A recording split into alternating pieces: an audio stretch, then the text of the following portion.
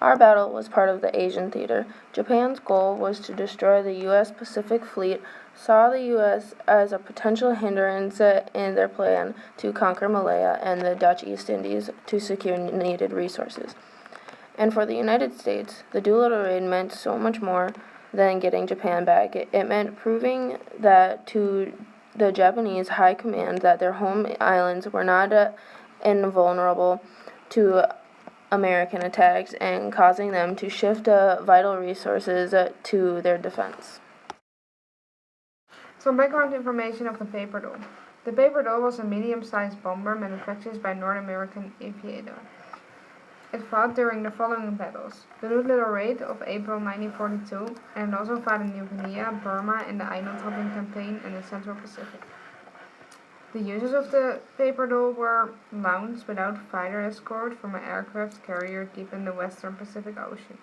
The purpose was to bomb military targets in Japan and to continue westwards to land in China. The Doolittle Raid battle was a quick victory to be advertised as a revenge for the purpose of raising public morals. At the same time, they wanted to do exactly the opposite against the Japanese and strike in urban centers, which achieved just that. Results of the Doolittle raid. The damage inflicted by Doolittle and his raiders was slight, but it had lasting effects on both sides of the Pacific. As Roosevelt had calculated, the daring raid was a tremendous boost to American morale, which had been severely tested by a 4 long months of defeat and loss. China bore the heaviest cost of the raid. In May 1942, the Japanese Army launched Operation Seago, with the dual aims of securing Chinese airfields, from which raids could be launched against the home islands, and punishing villages which might have sheltered Doolittle's airmen after the raid. Exact figures are impossible to come by, but tens of thousands, perhaps as many as 250,000 Chinese civilians were murdered in the Sichuan and Jiangsu provinces. The raid, however, had made a profound impression on the Japanese leadership. For several months, the Japanese High Command had been debating its next major move against the Allies. The Navy, General Staff, headed by Admiral Usami Nagano, called for a strategy of cutting off America from Australia by occupying the Fiji Islands, New Caledonia, and Samoa.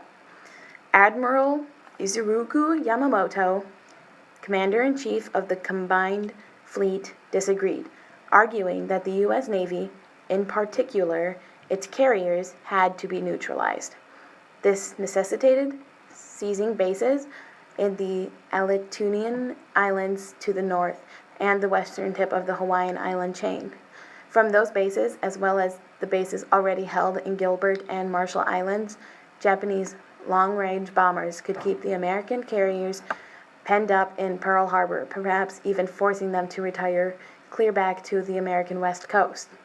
The Doolittle raid ended the debate, with Japan's military deeply embarrassed by having exposed the emperor to danger and fed up with the harassing American carriers. Yamamoto prevailed. His staff was given the go-ahead to prepare and execute a major operation in the Central Pacific. Yamamoto hoped the operation, a complex plan involving a thrust to the north, followed by the occupation of several American-held islands near Hawaii, would result in the decisive battle with American fleet near a tiny atoll known as Midway.